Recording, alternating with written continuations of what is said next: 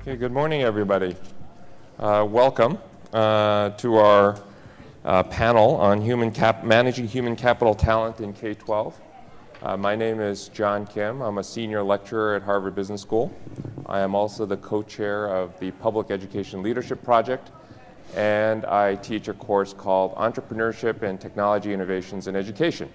And we have this wonderful panel here, and what I thought we'd do is we're going to go and each person is going to have an opportunity to introduce themselves, and then we're going to dive right into the topic in hand. And maybe I'll just use the prerogative of being a moderator to just spend 30 seconds framing what we're going to be talking about and setting out some ground rules. In terms of just kind of how we want to run the panel, we've been talking that by this point, and especially if you've been here at the conference since Monday morning, you've seen dozens of panels. You've probably been on some panels yourselves, and so we want to make this really interesting. It's already 11 o'clock on the second day, and so we said, look, let's make this as provocative as possible. If there are some edges for us to explore in terms of agreements and disagreements, let's explore those, and we'll try to have a really good, an authentic and real conversation. In terms of just setting up the topic itself, I think there's probably no topic that is more important than this. If you think about a typical school or school district, about 80% of the spending is on people. We know that still to this day, that instruction is what happens in the classroom is paramount, and for most part, that is also being delivered by people, supported by people in all sorts of different positions throughout the school and school district. And as long as we've had schools, I think the idea of how do we make sure that our people are effective, efficient, productive, serving kids, serving the community, serving the school, has always been an aspiration, but somewhat an elusive goal. So that's the topic of our conversation. And so with that, I think we're going to start with some very quick introductions, and I've asked the panelists to give us an introduction somewhere between a tweet and a personal ad. So, Tim, why don't you take it away? Great. Thanks, John. Tim Clifford, President and CEO of Frontline Education.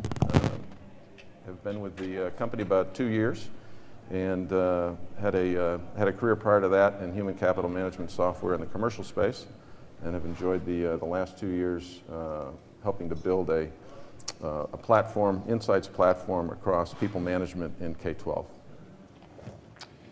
Hello, Steve Murley, Superintendent of Schools for the Iowa City Community School District, which is the home of ACT, University of Iowa, Pearson Scantron Division.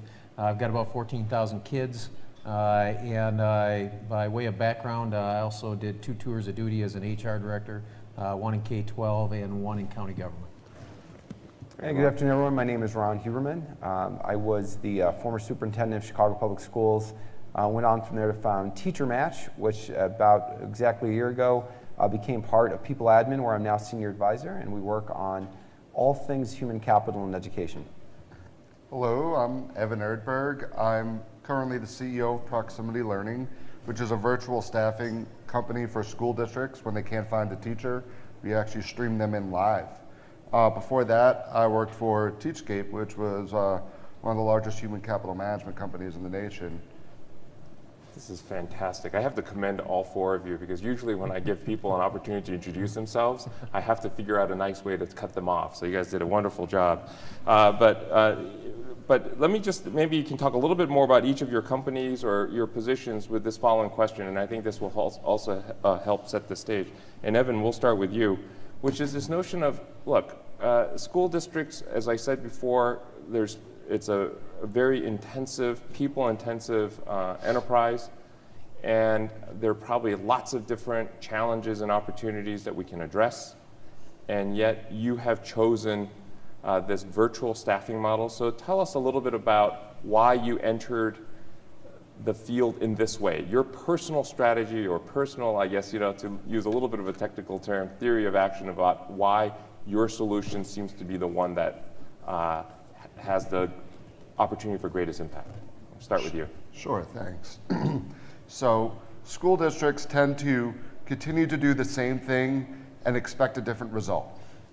And when it comes to staffing, there's only so many teachers in a location that they can actually reach out to and are willing to work in the district. And a teacher in New Jersey isn't going to move to Mississippi to take on a teaching position because they can't find one in New Jersey. They might just get a job at Walmart or work from home. So what we thought was to work with school districts to leverage the technology they're already investing in, the one-to-ones, the computers, the laptops, and then to work with the group of teachers that do want to teach and maybe can't, such as moms home on maternity leave, military families, recent retirees that want to still teach but can't do a full day or don't want to do a full day. And so we look to connect those groups of teachers that are still willing to teach, are fantastic teachers, to the school districts that can't find the teachers, where they're not around and they're having to give emergency certifications. And they have invested in the technology.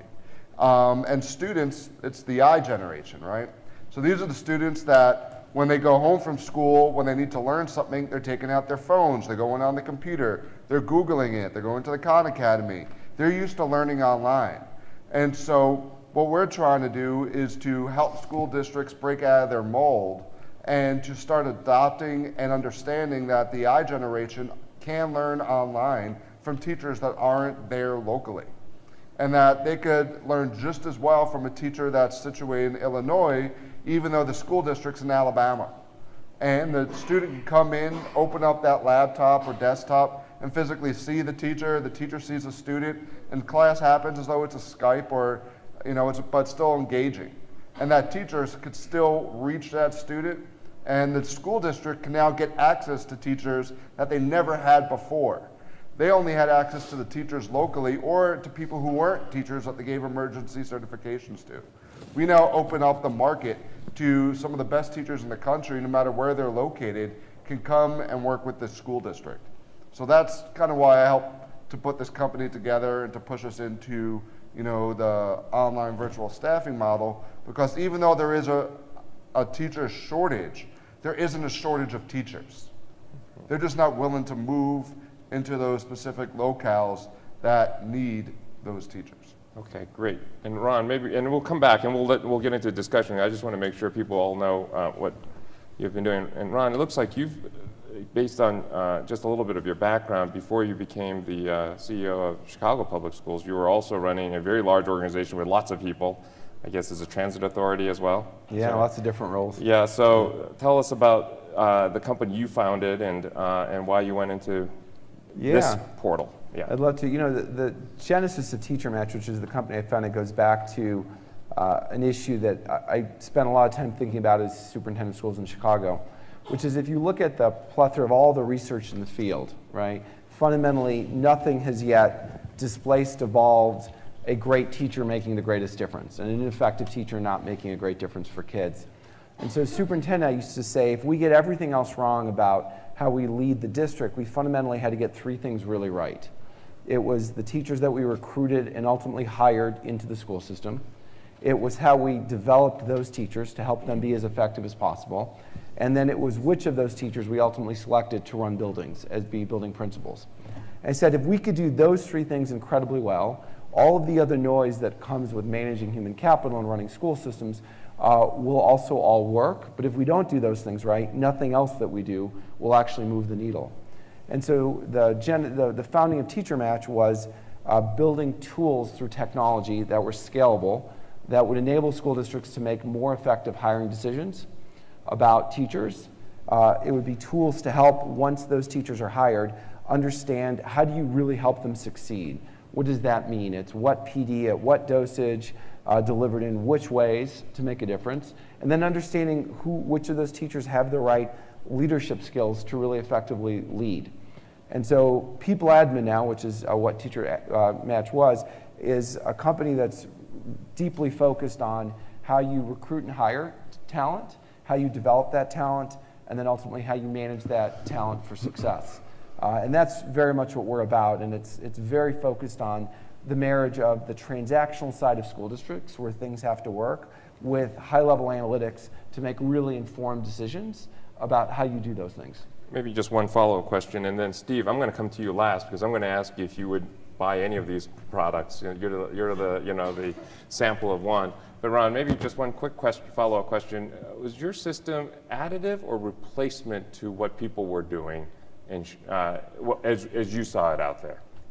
Yeah, it was supplemental. Supplemental. It's supplemental, but very important. So at the end of the day, we did not believe, nor do we believe, that you can replace the experience of a principal interviewing teachers for their building, right? But we certainly believe that we can use our analytics to get, of their available talent pool, the top 3 candidates in front of that principal for that human interview, right? There's certain things that, looking at human analytics, that people are just really good at. So fit, culture, will this person be someone that I want to work really well with, right?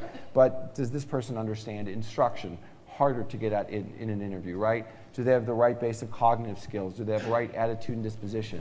So we saw it as, how do we marriage the application of human analytics to the decision making that still has to live with a building principal who's ultimately accountable for their school, and marrying those things together. Okay.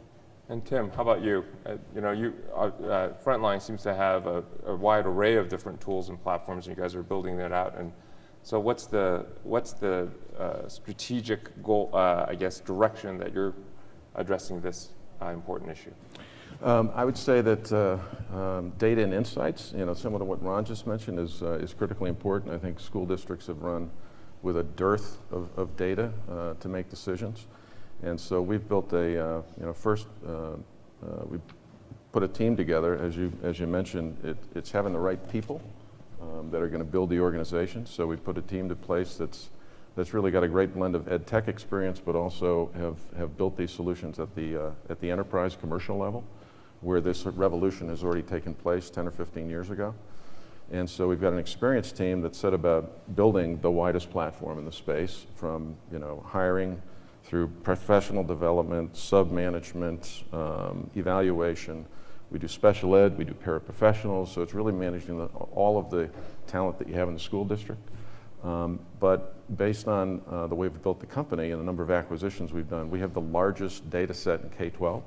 So we're now bringing that data up into dashboards for superintendents, principals, administrators to make better decisions. And as we move forward, there's going to be comparative data. So I can see, for instance, I can measure myself against districts like me, whether they're size or regional, look at their sub-fill rates, look at their professional development activities, and make better decisions and find out what somebody else might be doing. Okay. And the data sets that you're talking about is what type of data? So we have hundreds of millions of records, whether it be about substitutes, sub-placement, whether it's time and attendance, whether it's professional development, what kinds of professional development. Let me give you an example. We launched the Frontline Research and Learning Institute a little bit over a year ago to actually go into the data and bring these insights out. As one example, when ESSA was passed, we had some of the folks in the Institute go back into our data. We looked at longitudinal data over 4 years with 100,000 teachers in a set of districts. And we looked at the professional development that had occurred for those teachers over the last 4 years, and determined that only 20% of the development met the new definition under ESSA. So this is the kind of data, but more importantly than just data is the insights, where we can help direct superintendents and principals into areas of action. Here's the things I should focus on. And then particular to their district, now as the reporting dashboards get more and more rich, they're able to see, why am I behind somebody? Why am I ahead of somebody? What actions can I take? Okay, great. And so, Steve, first of all, do you use any of their stuff? Client perspective. Client perspective? Haven't met you yet. Okay. But it sounded good, right? But it sounded good. First Okay. time for everything. So, so maybe, the question really to you is, as you heard about the 3 different approaches to addressing a very important issue and topic in our space, what are your reactions? What do you find has the best or is most appealing in terms of addressing some of the challenges that you see day in and day out? And just love to get your perspective on that. So I think one of the things that's most important to think about is context. And so we're the 5th largest district in Iowa. We've got a relatively robust human resources function. You look at the top 20, maybe 30 districts in the state, you'll find a similar level of sophistication. But there are 333 districts in the state, and almost every state is structured like that. We've got a few that are county-based that are bigger, but many states, I was talking to a guy last night, I think New Jersey has 660 school districts. And so when you think about that, most districts are very small and very unsophisticated. To go back to what Ron said, if one of the most important things that you're doing is hiring staff and trying to prevent them going through that turnover cycle, there has to be a level of sophistication behind that, and there has to be a level of process. And if you subscribe to the idea that it takes 10,000 hours to reach perfection in whatever it is that you're doing, those principles that you talked about, they're never going to reach it. And so what we can do to help increase the capacity in the system is to build back-end solutions that help whether it's the principal or a small HR department or a superintendent who's a standalone in their district, be better prepared to make those decisions when the time comes. And I think that's one of the huge challenges that we see out there. You talked about the match issue and getting the right 3 candidates in front of them. I know from working in HR that by and large, your principals are not good judges of the talent as they do the paper review. So you need something in place prior to them bringing people in that helps them make good choices. They don't have a very good command of the data inside their system. So if you can bring dashboards to them that make it easy for them to access that, then they can start taking actions that are based on best practices. And to Evan's point earlier, we struggle like crazy with substitute teachers, and we continue to do the same thing over and over again to try to solve that problem, and it's simply not working. And we really have a looming crisis about 5 years out. Maybe a little bit sooner in some places, maybe a little bit longer in others, but we've got an aging workforce, and there are very few students in the pipeline. And so in about 5 years, we're gonna come to a head where we've got all these teachers retiring, very few people ready to replace them, and no alternative structure in place to help us get teachers into the classroom. So we're gonna have a huge challenge in front of us in public ed. So if I were to overgeneralize what each of you are doing and what you're saying, Steve, so what you're basically saying is there's a huge shortage, and when I go onto Proximity Learning's website, there's this, the first video says there's this looming crisis and there are not enough teachers. And Tim and Ron, you're selling tools on how to pick from a smaller and smaller pool of teachers, while Evan is the only one who's saying, hey, listen, there's a shortage and I'm going to try to meet the gap, the geographic issues by beaming teachers into the classroom. So how do we reconcile these two versions of the American public education system? Well, I'd say first, Evan has got a brilliant strategy. I think it's right on. We can't, just geographically, you're not going to get all the teachers into the schools. 49% of states have a shortage of special ed students, teachers, right? So I mean, how do you deal with this? So it's a geographical problem, and so beaming subs in is what's going to have to be done.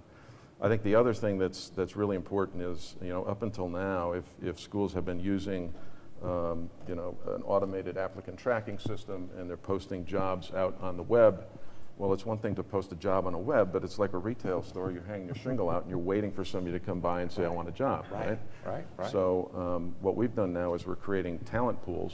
We acquired Teachers about 2 weeks ago, and we're merging their talent pools in with our job board. So the talent pools are set up, and in many states they've hired teachers to organize these job pools, where teachers opt in to the talent pool, and then districts in the state can go in through an algorithm to identify what's the kind of teacher I'm looking for, but also assess the candidates with an algorithm, and then be presented with candidates who are saying, I want to be hired. Right. Then they can target and recruit those people and say, listen, why don't you come to Spartanburg? It's a wonderful place to live, but this is what's going to happen because you just don't have the talent in your geographic surroundings, and so you're going to have to resort to new and different methods, and I think digitally is going to be a big important part of how you find and source candidates in the future. Evan, it may be tempting to just let Tim talk about how brilliant you are, but I might want to give you an opportunity to address the same question. I know it wasn't provocative. You're looking for provocative, but no, it's okay. That was provocative. I'm not sure, let's see. Tim's doing a good job. Yeah, I know. Just let him talk for you.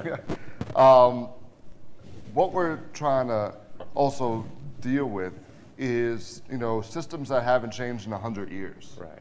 And so the people in charge in school districts are the people who are used to having a teacher teach in front of you. If you're not there physically, then education can't happen. And we're trying to break down those barriers. And the teacher shortage that's looming, I mean, the baby boomers are the largest group of teachers in the country. Almost all of them are now pensionable, and they're retiring. And then you have schools of ed that have 35% less people wanting to become a teacher. And school districts are now also investing in tech because it's sexy. You know, one-to-ones, computers, they're sexy, but they're not really using them. And so it's the connection between, you know, working with the people in charge of districts to understand that, you know, online education isn't a bad thing, and that, you know, just putting a warm body in a seat, which they're doing now, most districts are, doesn't work. The most important thing in front of that student is a teacher who knows what they're doing. Whether it's in person or it's online, if you have an excellent teacher, those students are going to learn. And unfortunately, districts are moving around to just putting anybody in front of a student. And we're hoping to help encourage them to say, hey, let's go online. I need a physics teacher. We can't find a physics teacher, but there's an amazing physics teacher in California willing to teach in that classroom. It's kind of like what colleges are doing, right? You go to a college class and you can sit down at almost any university now, and they bring world-renowned educators in virtually, and the students are learning.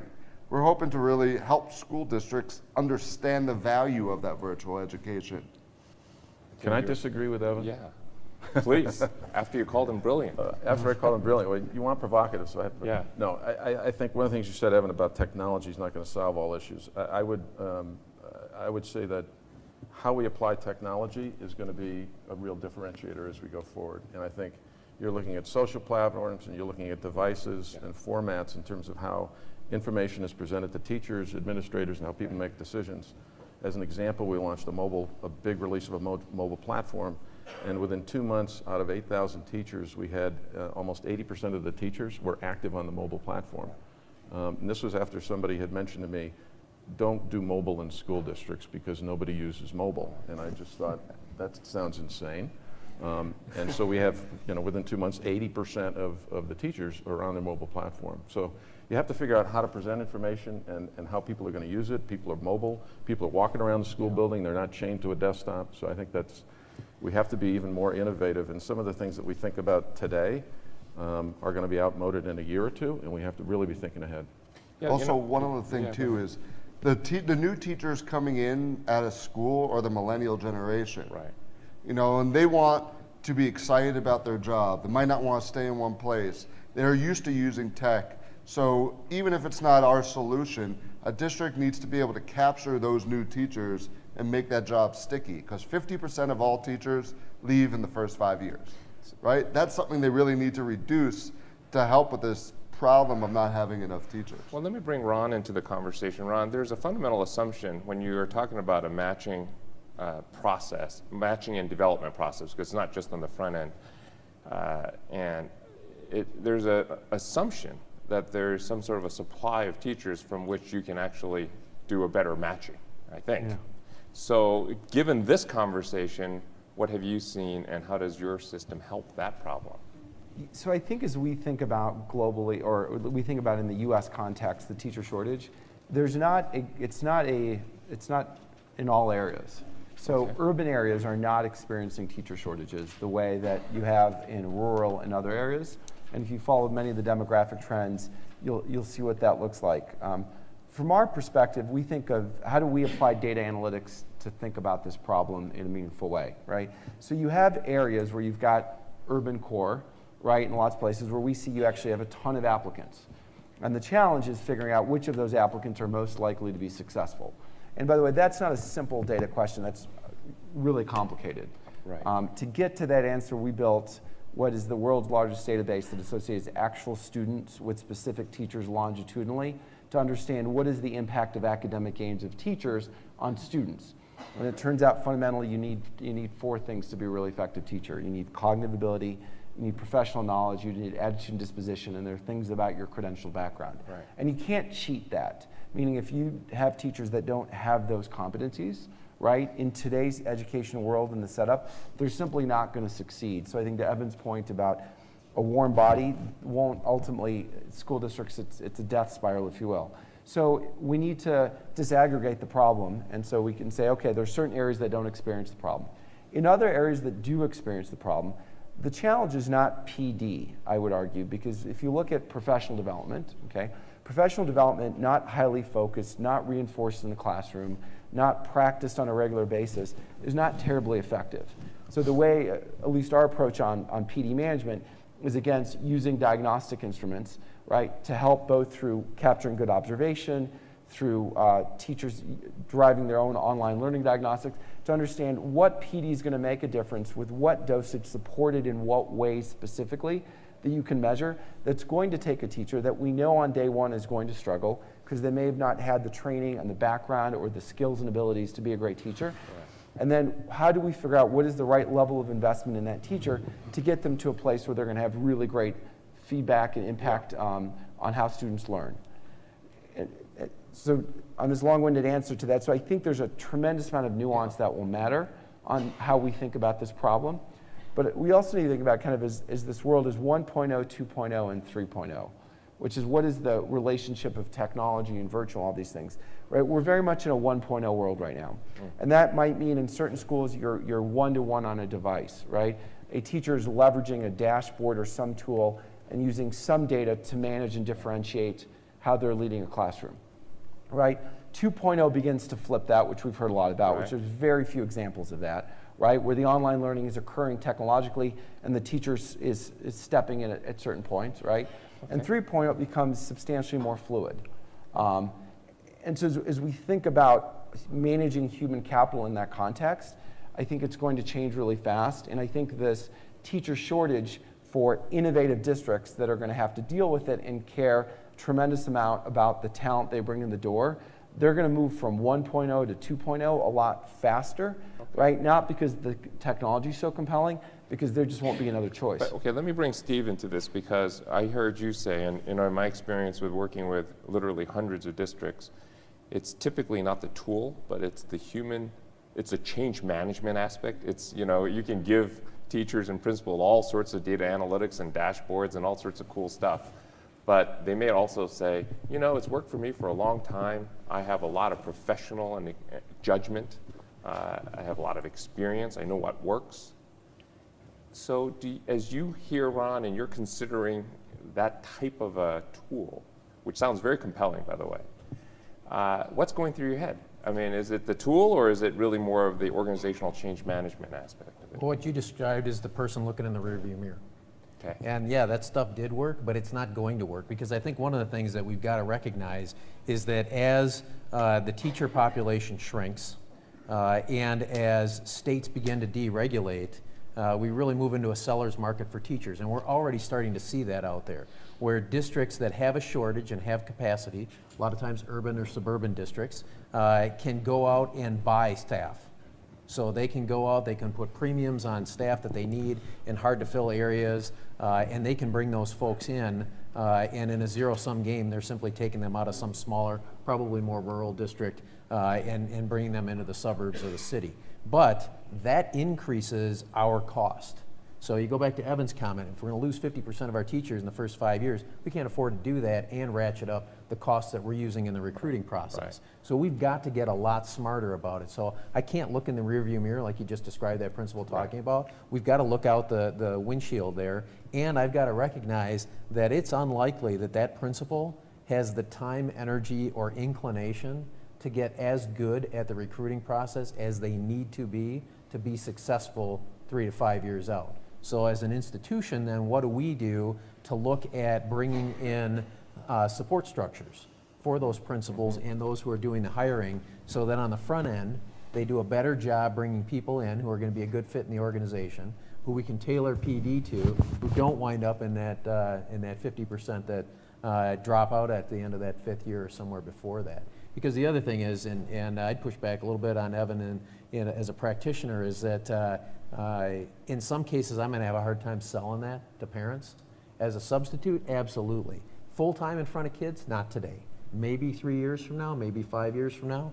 But right now I'm going to have a hard sell with that. Could I sell it in a substitute role? I think I could do that in some classes. You know, I teach online through Zoom through the University of Iowa.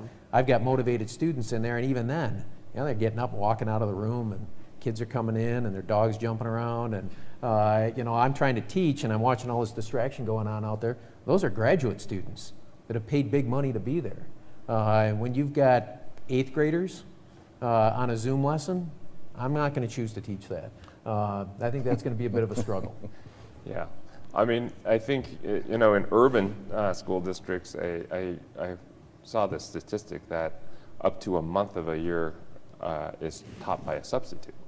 And so the basic question I think, Steve, you're raising is, in a pinch, in an emergency, I was thinking about this other presentation where there was this SARS, in Asia, where they ended up teaching a lot of people online and gave birth to a lot of businesses, online tutoring and so on, under those circumstances. But what do you say, Evan? How much video substitute teaching can you actually, do without getting into these types of conversations about parents saying, hey, I object to this?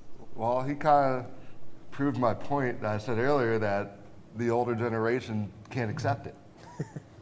He's You the just guy in the said rear it. view mirror? He's watching the rear view. Are you saying that? He's my parents' age. and I just The don't- parents are watching the rearview mirror for me. he's my parents' age. Right? That's what they say. They don't understand how it can be the same. Yes, substitute. But then if you go and talk to the students that are in our classes, they love it. They're like, my teacher's online, it's great, it's unique, it's different. It's different than the normal class of the student in front of the teacher. And so that's the roadblock that we face. And we are doing a lot of substitutes because of that. Because think about how, in a district your size, you probably have 100 or so teachers a year that go out on maternity leave. Oh, yeah.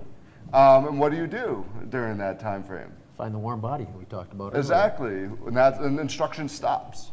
Almost, unless it's a teacher that is retired, instruction's typically going to stop for those 2 to 3 months. Or if they leave in, January, they're probably gone for the rest of the year.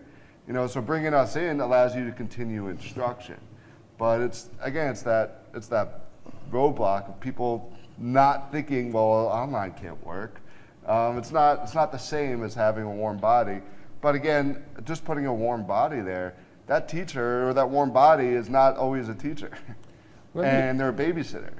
Well, let me shift gears a little bit. Ultimately, and a couple of you mentioned this, the notion of managing our human capital in our schools better is in service of helping students achieve at probably better rates, and outcomes are improving.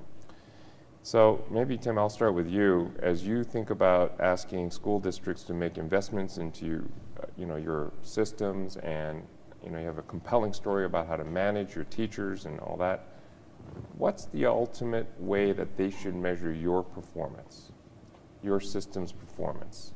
Sure. And I'll ask that question to each of you, actually. Yeah. So I think in a variety of ways. I think overall, from just the software transaction capabilities, are you able to hire better teachers?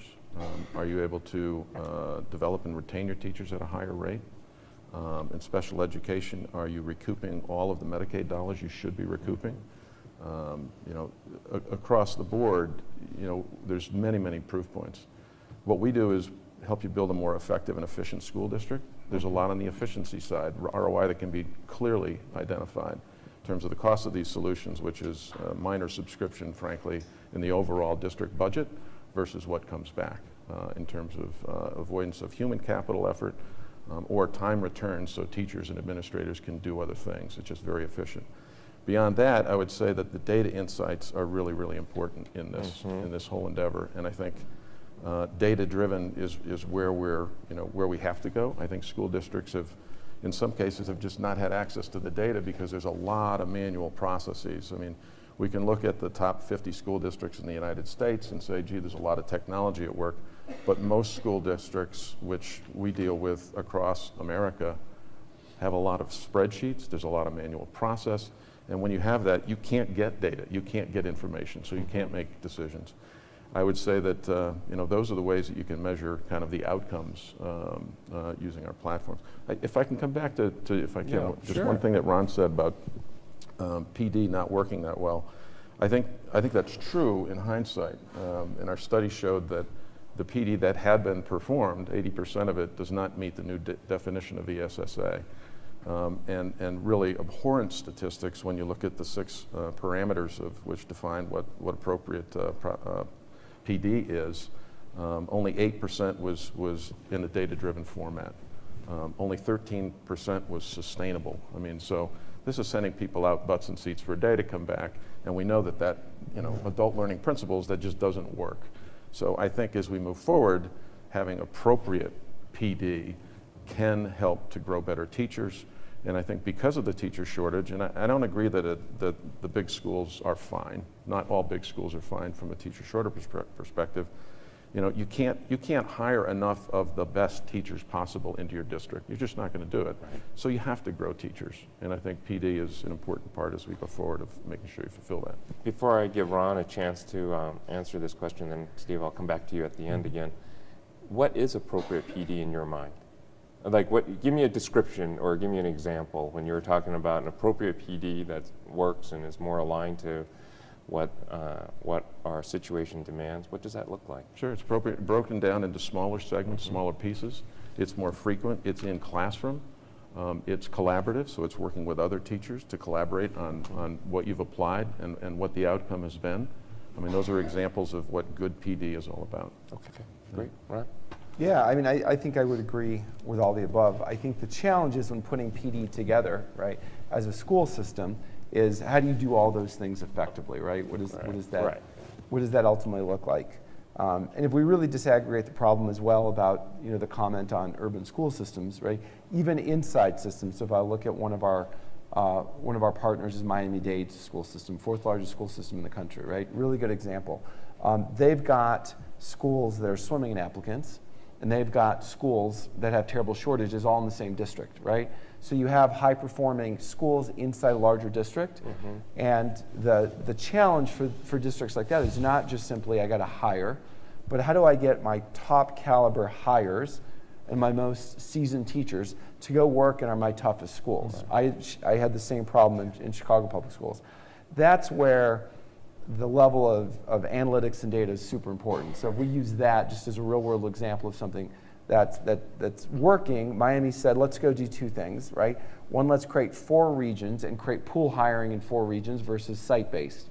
And if you look at the state-of-the-art in U.S. hiring, it's a principal hiring for their school. It's someone applying to a school versus thinking, I'm going to apply to the South region of Dade County, right? And then creating an incentive structure to say, we're going to take, because we can understand, in this case through our assessment instrument, who is a very high caliber teacher, and create an incremental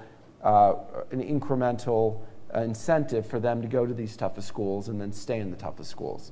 And so I think there's just so much nuance of what's required in using data.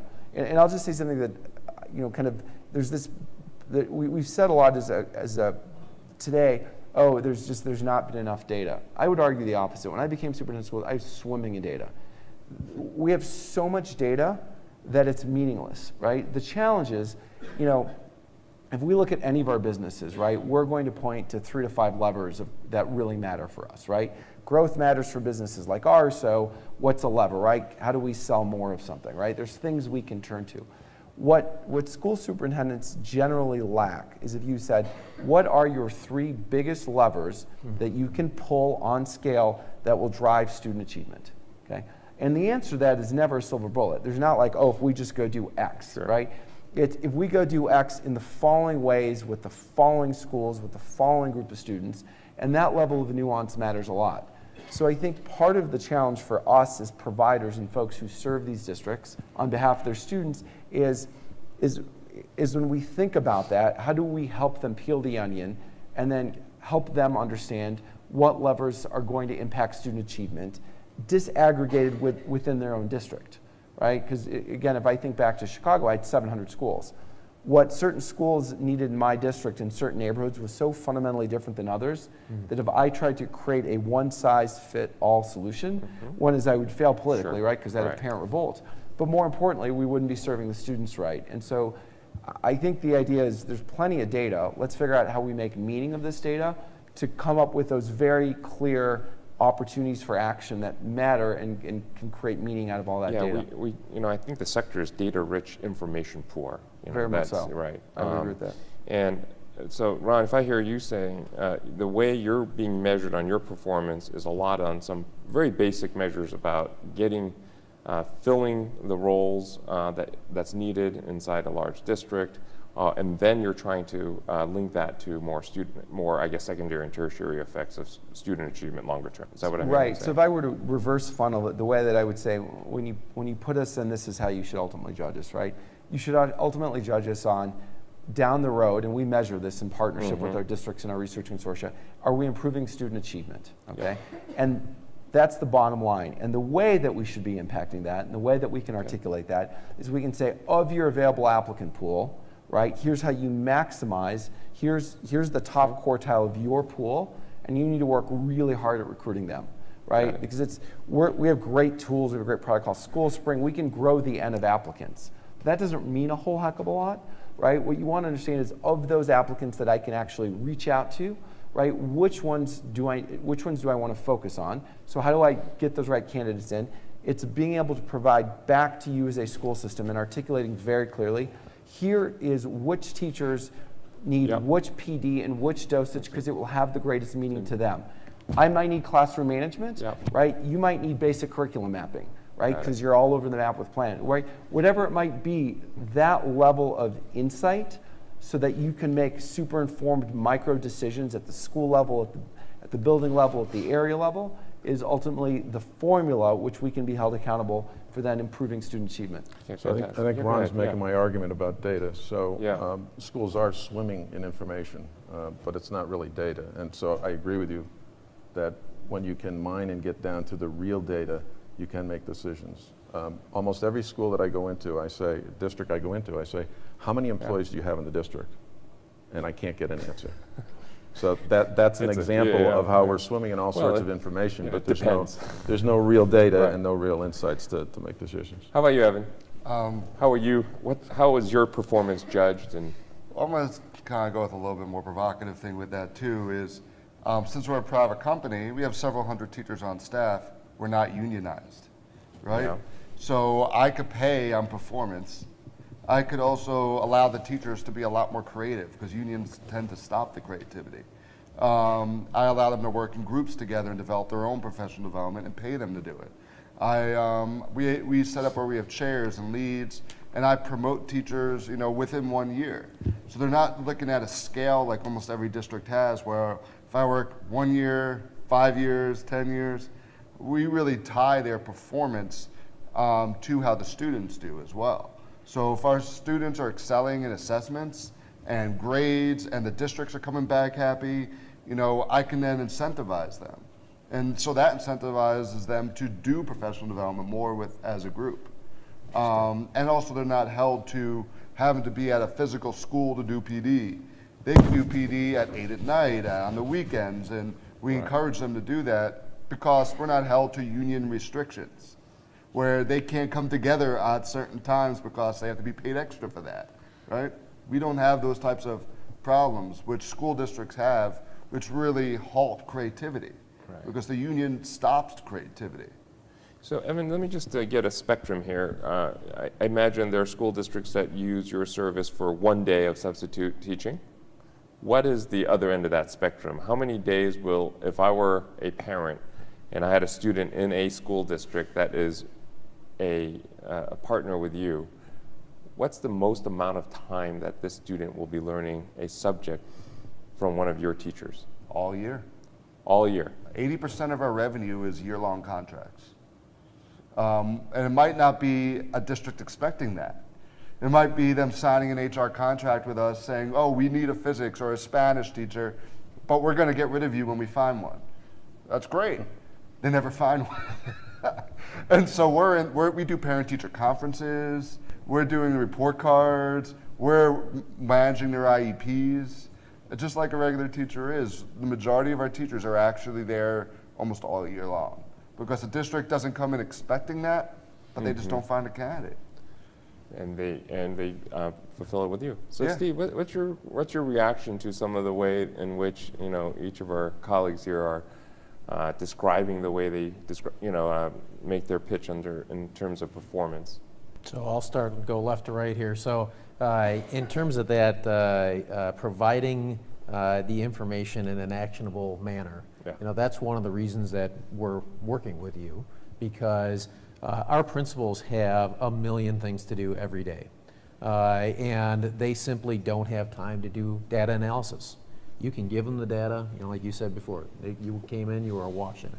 So you can give them all that data, and it's unlikely that they are going to put in place a system that's going to give them the opportunity to take action on that data over time. Maybe a one-shot instance. They'll sit down, they'll spend a weekend chewing through something, they'll come in on Monday with something to do, and then they won't touch it again for 6 months. So what we have to do, in which you do very well, is provide dashboards with analytics in a real-time basis so you can watch it. So they can come to it and they can develop an affinity over time for the impact that that information has on performance in the school and in the classroom, and then they can use that as a basis for making decisions. So that is incredibly important to us. Right. On the hiring process, I'll be honest with you, having driven that HR chair before, it drives me bananas. I can't stand to watch it in action sometimes because it's just so bad.